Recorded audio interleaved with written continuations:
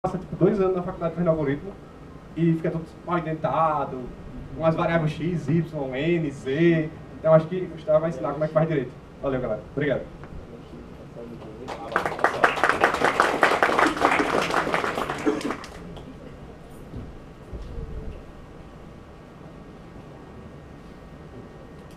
Bem, opa, está escutando bem? Abaixo, vou falar bem pertinho. Inicialmente, boa tarde. Parabenizar o pessoal que está organizando esse evento. Eu acredito que a gente tem que organizar mais eventos, né? Então, é sempre muito trabalhoso fazer um evento. Então, tem que agradecer bem quem se dispôs a fazer isso, com certeza. E, assim, eu vou falar um pouquinho sobre código limpo, como criar códigos profissionais. Meu nome é Gustavo Leitão, eu sou sócio da empresa Logix Sistemas, a gente desenvolve software para automação industrial. E vou passar um pouquinho da minha experiência, do que eu aprendi ao longo de fazer códigos executáveis profissionalmente, não só mais na universidade, né? Bem, a motivação dessa palestra é esse livro, chama-se Clean Code. É um livro muito famoso assim, na área. Então, assim, a primeira vez que eu li, eu me identifiquei bastante e acabei me interessando ainda mais pelo tema. E se você é um programador, ou quer ser, ou está estudando para ser, eu recomendo fortemente que você leia esse livro em algum momento da sua vida. Porque é um livro que muda um pouco a forma de pensar e a forma de desenvolver código. E eu vou procurar trazer alguns pontos que eu pontuei desse livro. Porque é 20 minutos só a palestra, então eu procurei só escolher alguns principais. Bem, o começo do livro é justamente perguntando aos grandes mestres do desenvolvimento o que é que eles pensam sobre Clean Code. E aqui a primeira coisa é elegância. O código tem que ser elegante. E basicamente o fundador do C, o criador do C++, ele fala, eu gosto que o código é elegante e eficiente. Né? O código tem que fazer uma coisa e fazer bem. Então isso é uma das definições do Clean Code, seria Clean Code. Para o criador do ML, o Clean Code tem que ser simples, um código limpo, na verdade, tem que ser simples, direto, e tem que funcionar como uma prosa. Isso é bem engraçado, porque o código tem que falar para a gente o que está fazendo. E não o programador tem que ficar tentando descobrir o que aquele código faz. Então, se você consegue construir um código que ele diz para os outros membros da equipe o que está por trás daquele código, aí sim você construiu um código limpo. Né? Então, o código limpo tem que ser simples e direto e tem que ser bem escrito como uma prosa. Isso é bem interessante. E por que esse assunto é tão relevante?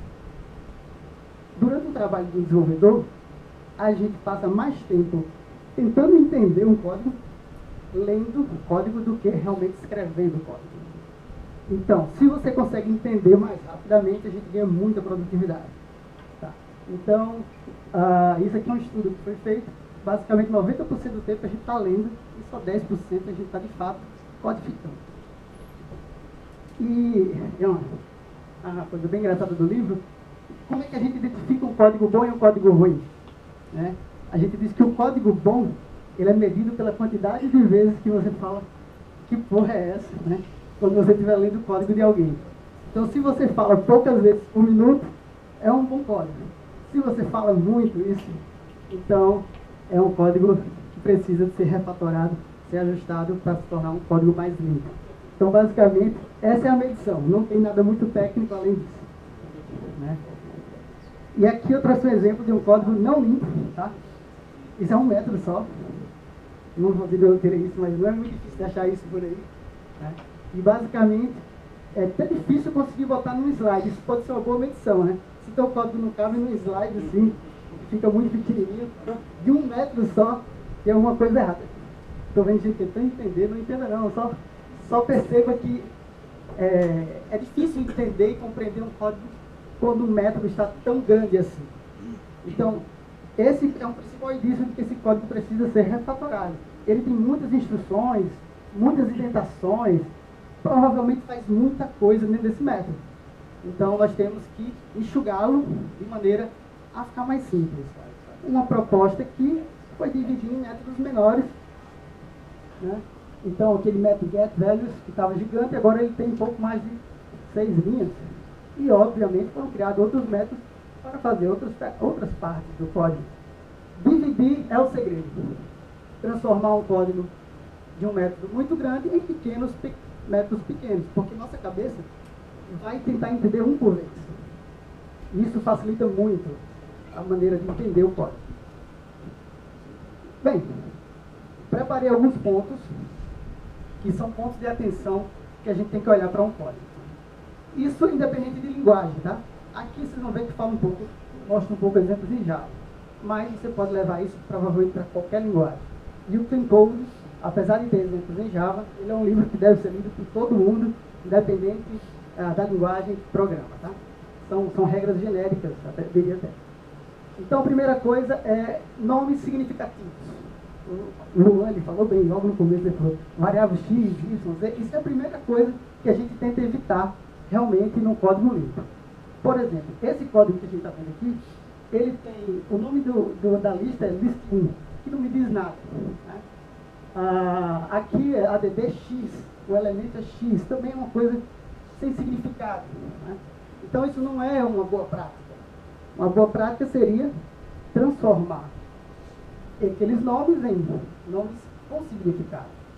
Legend cell, muito melhor de ler do que simplesmente list1, x, a, b. Né? Então isso é um primeiro passo para construir um código limpo. Né? Outra coisa interessante é nomes pronunciáveis. As variáveis devem ter nomes que vocês possam falar. Lembra que o código tem que ser uma prosa, ele tem que falar para você o que ele está fazendo.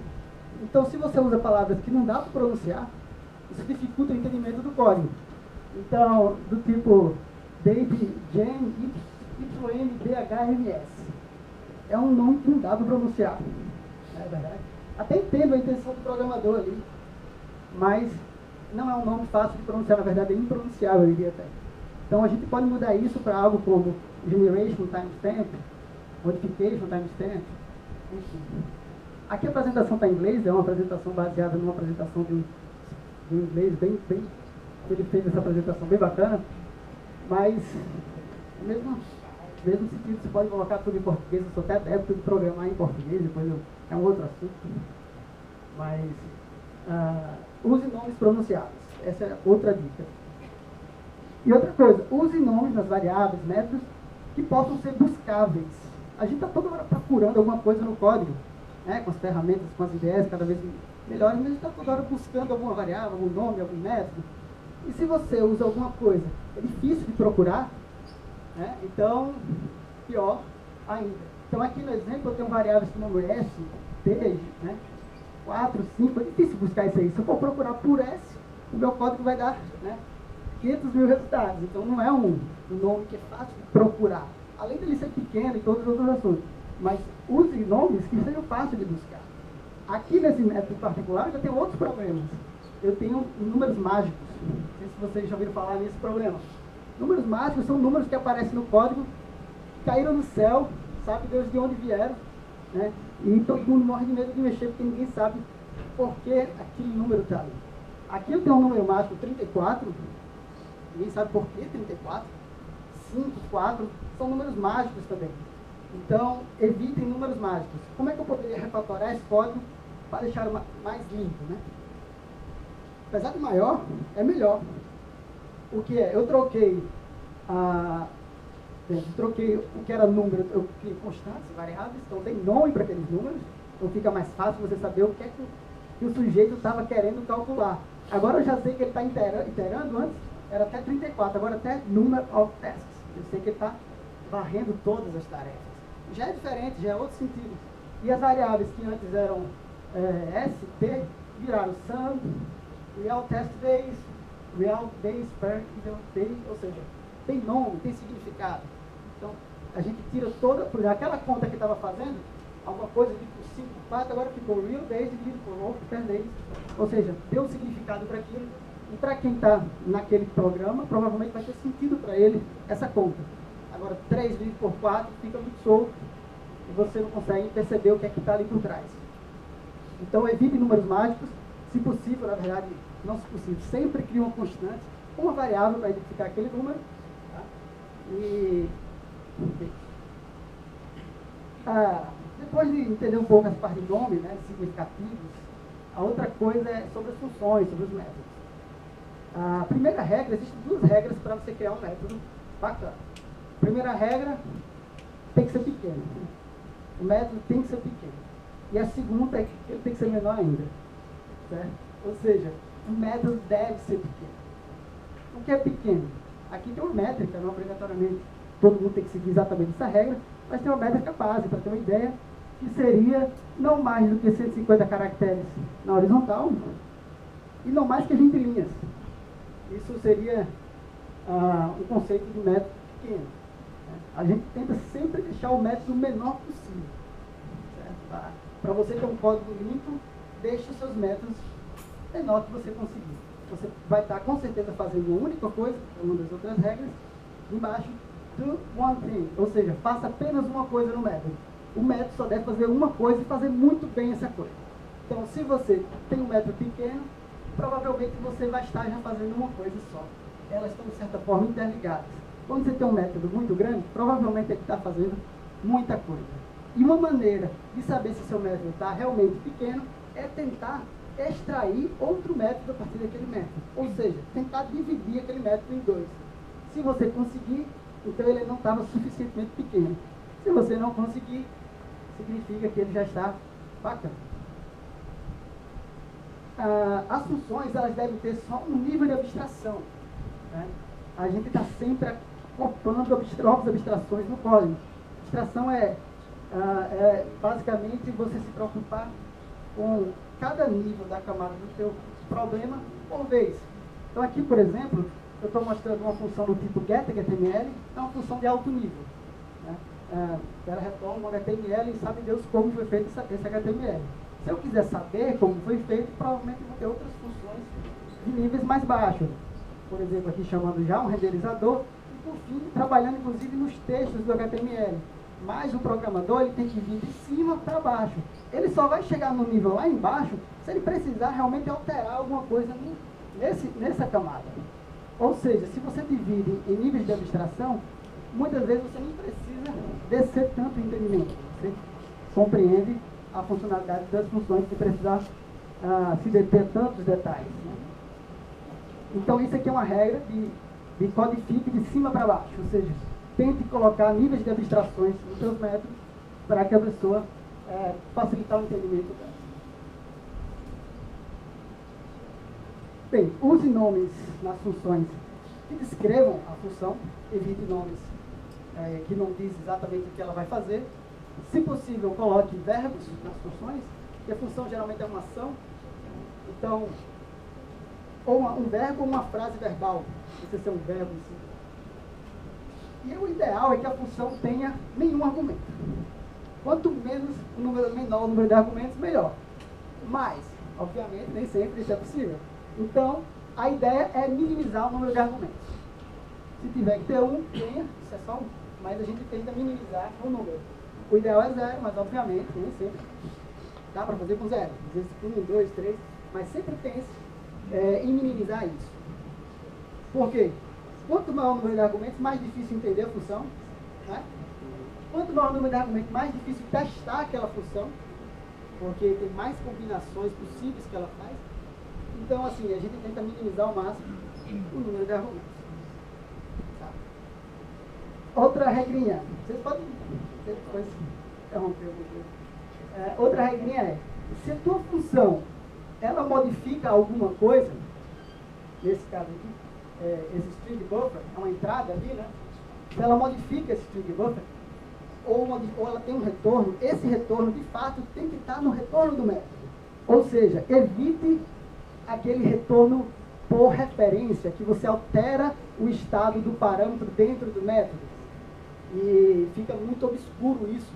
As pessoas não sabem exatamente, precisa entrar na função para entender o que é que você está fazendo ali. Então, sempre que você seja uma função de transformação, retorne o objeto transformado. Então, aqui eu tenho aqui, prefira esse aqui, por exemplo, tem uma entrada e uma saída, mesmo que seja do mesmo tipo. Não tem problema, mas é mais claro para o programador que está lendo aquilo, do que, por exemplo, uma função desse tipo que transforma essa entrada, simplesmente mudando ali internamente essas variáveis, sem deixar claro.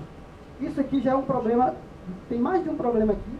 A primeira que não está claro, que há uma transformação de fato, e outro problema é simplesmente porque ele mexe em uma referência e a gente tenta evitar isso, o objeto fica com estados diferentes, a gente tenta sempre trabalhar com objetos não mutáveis, imutáveis na verdade, mas um outro assunto. E outra coisa, evite argumentos booleanos. Então, se você passa um booleano para o método, significa dizer que provavelmente o seu método faz duas coisas. Um quando é true e outro quando é falso. Imagina que logo no começo do teu método é ter se, tal coisa, né? Faça isso, else, faça outra coisa. Isso já é um indicativo que teu método faz duas coisas. Né? Então, a gente evita ao máximo passar parâmetros booleanos.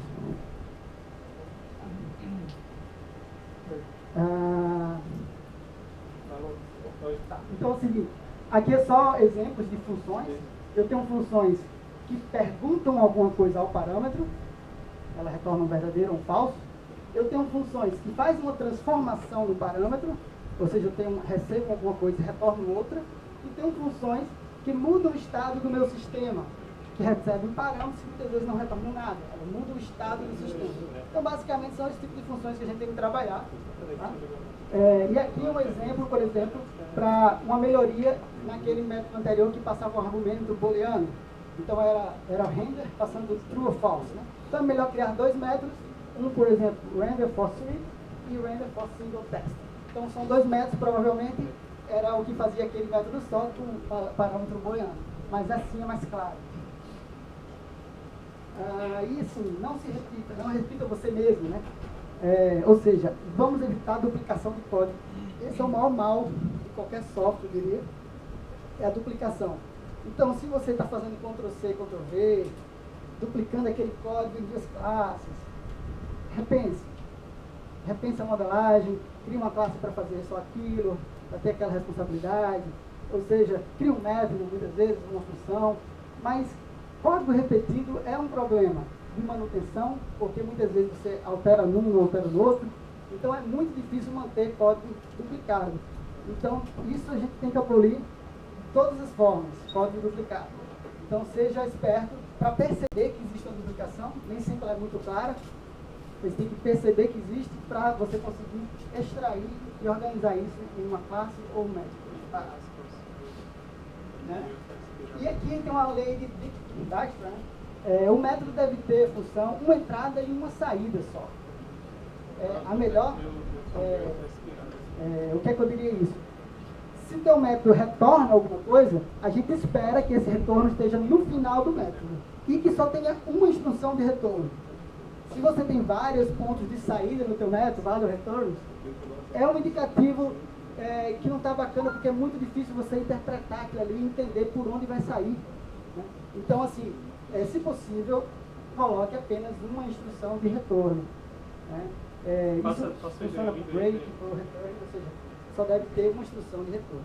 Bem, isso é uma regra que deve ser obrigatoriamente seguida. Tudo isso daqui que eu estou falando são recomendações, tá? Não vamos levar isso aqui religiosamente, não. Existem casos onde a gente acaba sendo necessário fazer isso, mas são exceções, são minorias, não a regra. Então aqui, ó, ocasionalmente, a gente tem múltiplos retornos, um break, ocasionalmente, mas se possível evitar, a gente evita. Sobre comentário, como é que está no tempo? Comentário é um outro assunto interessante. Basicamente, o que eu poderia dizer de comentário é: se você precisa comentar o seu código, é porque ele não está bom o suficiente ainda para uma outra pessoa entender. Então, ao invés de comentar, reescreva o código. Coloque de uma maneira tal que seja mais fácil de entender aquele teu código. Então, por exemplo, verifique se seu código se explica sozinho, sem precisar você estar justificando através de um comentário o que você quis fazer. Então, por exemplo, aqui, eu estou com uma função se, aí tem uma condição aqui muito difícil de você entender à primeira vista, um POI, um flags, um age maior que 65. Né? Se você refatorar e transformar isso aqui numa função, olha como fica mais fácil de entender. Se o funcionário está elegível para o benefício. Qual é a regra disso aí? Se eu quiser saber, eu entro nesse método. Se eu não quiser saber, já está suficiente para mim entender isso aí. Então, essa é a ideia. Menos comentário, mais código autoexplicativo. Bem, existem comentários que são bem-vindos? Existem, tá? Não vão sair daqui dizendo que eu disse para não comentar nada. Então, assim, comentários legais, de licença, são bem-vindos. Né? Comentários informativos, por exemplo, uma expressão regular. É muito difícil você entender de cara o que uma expressão regular diz. Então, se você disser, por exemplo, do lado o que você quis fazer com aquela expressão, é bem-vindo. Alertar sobre alguma consequência. Então, por exemplo, sempre que você fazer alguma coisa que é estranho no código, mas tem um motivo de estar ali, você pode alertar o outro programador que for pegar o teu código e desavisadamente pode querer mexer naquilo. Mas você pensou tanto e precisa gerar um alerta, porque não é uma solução padrão, digamos assim. Então, esse tipo de comentário é bem-vindo. E outro tipo de comentário bem-vindo, comentário de to-do, que é comentários de que precisa ser feita alguma coisa naquela região do código. Agora, comentários de revisão de arquivos. Já deve ter visto isso em algum lugar. Isso não é bacana, porque tem os controles de versões que fazem isso pra gente, não precisa estar botando isso no código, poluindo. Comentários ruidosos que dizem exatamente o que a variável é. Version, não precisa, desnecessário demais, é um ruído só no código. Né? Então, assim, a regra de comentário no geral seria comente com cuidado. Geralmente é mais fácil você precisar refatorar o seu código do que realmente comentá-lo. Sobre formatação, outro assunto interessante. Formatação, você vai formatar o seu código para facilitar a comunicação com o próximo programador. O computador entende o código de qualquer jeito, né? Ele é computador, se você tirar todos os espaços do seu código, todos os tabs, o computador entende. Agora, a gente escreve código para seres humanos entenderem, não para o computador. Para a máquina é muito fácil entender. Qualquer código que a sintaxe esteja ok, ela entende. Mas a formatação é importante para outros seres humanos. Então, a formatação é uma questão de comunicação. Para adiantar que estou com o tempo um pouco curto, eu diria, a formatação é uma coisa que a equipe tem que decidir em conjunto quais são as regras de formatação. Se você desenvolve só, você define só. Mas se você desenvolve com a equipe senta e diz qual é a formatação. Qual o tamanho do tab, qual o tamanho máximo de linha, como você vai organizar essa formatação. Definido isso, a formatação é uma coisa do time. Todo mundo tem que seguir essa regra. Aqui eu digo só um exemplo de alinhamento horizontal, né, com tabs. Isso aqui não é bacana. A gente evita isso e transforma nisso. Simples espaço, é suficiente. Remover os espaços e os enters de abre e fecha chaves também. Não. Melhor, tá? Mais claro. Então, assim, é o que eu estava falando. A regra é do time. Então, se você programa em time, para um tempinho antes de começar o projeto para definir as regras do time. Qual o tamanho máximo que a gente vai tentar dar na linha horizontal, que tipo de formatação, tamanho do tab. Para um pouquinho, senta antes, define, escreve no papel. Não dura 5 minutos essa reunião, mas promove um bem danado depois. Tratamento de erro, basicamente, evite ao máximo, na verdade evite não, esse aqui eu poderia dizer com certeza, não retorne código de erro. Não sei se você esteja programando em C, talvez isso seja necessário, mas se não, se sua linguagem tiver exceções, troque todo, se possível, código de erro por exceção. Por quê? Código de erro garante que você, na chamada do método, você vai ter que botar um if lá para saber se deu certo ou deu errado. Então, toda chamada vai ser acompanhada de um if. Fica muito complexo, pode ficar muito verboso sem necessidade. Então, use as funções de sua linguagem, evite esse tipo de código que fica retornando código de erros e prefira retorno de exceções.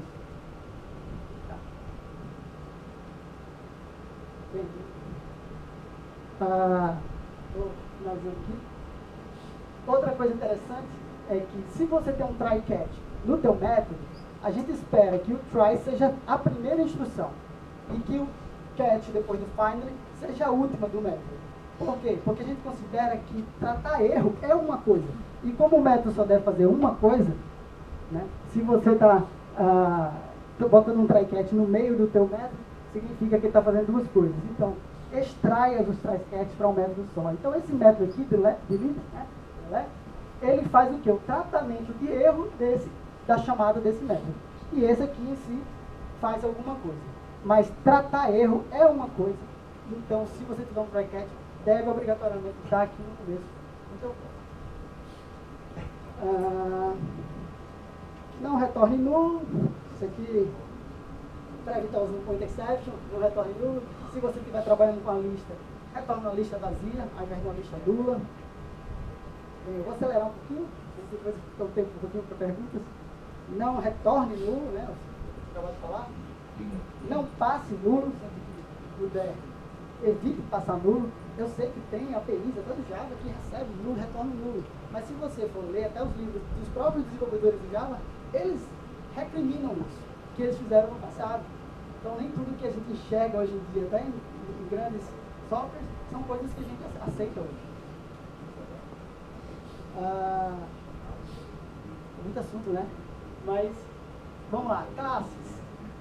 Sobre classes, vou deixar uma mensagem. É que a classe, ela tem que obedecer um princípio. Se sair daqui sabendo desse princípio, está muito bom. Que é o princípio da responsabilidade única. A classe tem que ter uma única responsabilidade. É diferente de método, que é uma função. Né? Ela tem que estar responsável por uma parte do teu negócio, mas uma única parte. Então, esse é uma coisa de orientação a objetos. Não é fácil o programador absorver isso, que é uma responsabilidade, mas tem algumas técnicas que eu poderia depois mostrar, que é relacionado com a coesão. Uma classe é coesa se os métodos dela usam os atributos da classe. Então, por exemplo, uma classe 100% coesa seria uma classe que usa exatamente todos os atributos dela. Então, todos os meus métodos usam todos os atributos. Ela é muito coesa. Agora, se eu tenho um conjunto de atributos que é usado só por um conjunto de métodos, e outro conjunto de atributos que é usado por outro conjunto de métodos, significa muito que eu posso separar aquilo ali em duas classes com responsabilidades diferentes. Percebe assim? Então, coesão é uma medida de quão relacionados os atributos estão com os métodos que a classe explora. Por último mesmo, testes unitários. Programadores experientes escrevem testes, tá?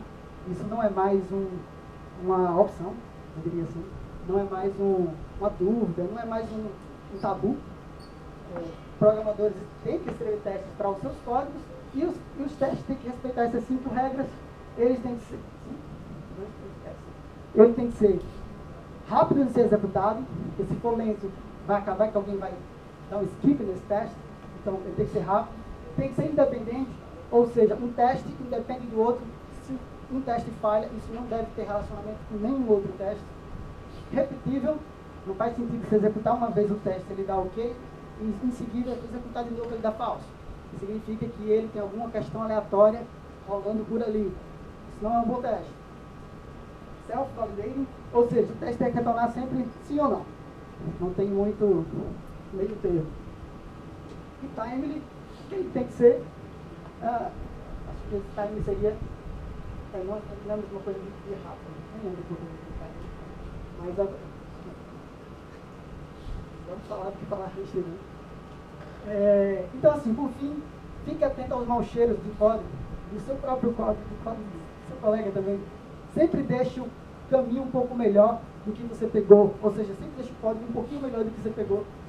E o que são os maus cheiros? É algo que tem que despertar a tua atenção, que precisa melhorar aquele código.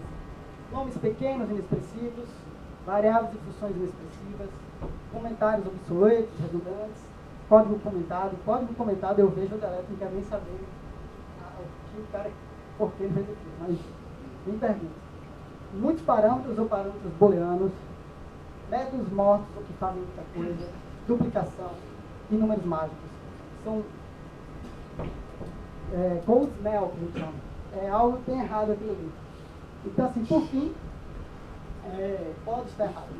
O Clean Code foi escrito não para ser uma lista de regras, mas uma lista de boas práticas, de sugestões, que é toda uma vida dedicada à programação, que foi condensada nesse livro. As técnicas e práticas têm que fazer parte do dia a dia. Eu digo que depois que você exercita isso, você acaba se viciando e não conseguindo escrever mais código ruim. E mesmo assim, um código simples de teste, eu me pego fazendo coisas desnecessárias do ponto de vista de coesão e de organização. E devemos nos preocupar com a qualidade do código, e não simplesmente fazer ele funcionar. Fazer funcionar é importante, claro, mas manter o código com qualidade bacana é também muito importante, e o que diferencia até as pessoas mais profissionais das amadoras que estão começando. Então é isso, gente. O assunto é grande, é extenso. Eu queria só despertar a atenção para vocês para esse assunto. Recomendo fortemente a leitura do livro e fico disponível para dúvidas e agradeço mais aí a oportunidade.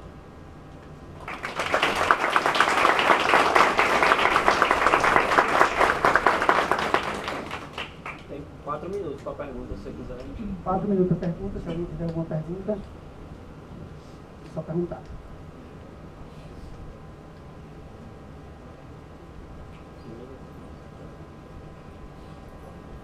Bom, então eu tenho uma pergunta. Você falou sobre codificar em inglês, que acho que você ia falar que não recomenda. Eu queria que você falasse por quê. Tá, legal. Isso é uma coisa muito polêmica. Não diria que é uma coisa que você tem que tomar como minha opinião, como a verdade, certo? É só uma opinião da minha experiência. Eu adoto hoje programar em português por vários motivos. Primeiro, com uma grande discussão que eu tive até com algumas pessoas também, os professores aqui, e alguns outros colegas também que já trabalharam em grandes empresas.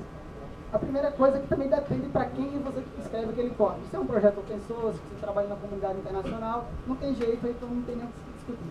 Mas se é um projeto da sua empresa, pense algumas vezes. Primeiro, é muito difícil você nomear algumas coisas em outro idioma.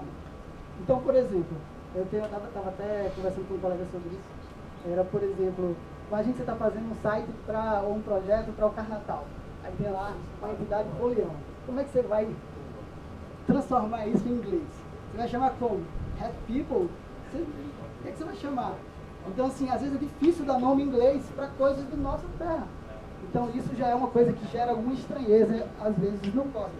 E outras, é que nem sempre a gente tem uma equipe, né, com o mesmo nível de inglês, todo mundo. Né? Nem sempre a gente, às vezes, tem uma pessoa que sabe mais inglês, outra que sabe um pouco menos. Quando você coloca isso, a equipe tem que estar bem no inglês, todo mundo. Senão aparece coisa muito ruim, com traduções horríveis. Enfim, na minha experiência, eu acabei percebendo que isso estava mais atrapalhando a produtividade, as pessoas passavam mais tempo querendo procurar, às vezes, palavras em inglês, e que aquilo ali estava atrapalhando mais do que ajudando. Mas foi uma percepção minha, alguns outros profissionais da área também compartilharam comigo isso, e hoje a gente adotou programar em português. A equipe é mais fácil de encontrar, ela fica mais à vontade. Essa foi a minha percepção. É o tipo de profissional que eu tenho que trabalho. A maioria fala inglês, tem uma boa noção disso, mas na prática aparecem coisas meio esquisitas, às vezes não até pela pessoa, mas pelo negócio que a gente está desenvolvendo. Às vezes nem sempre é fácil traduzir. Basicamente é isso. Mais alguém? Mais alguma dúvida? Pergunta? Então, acho que é isso. Agradeço mesmo.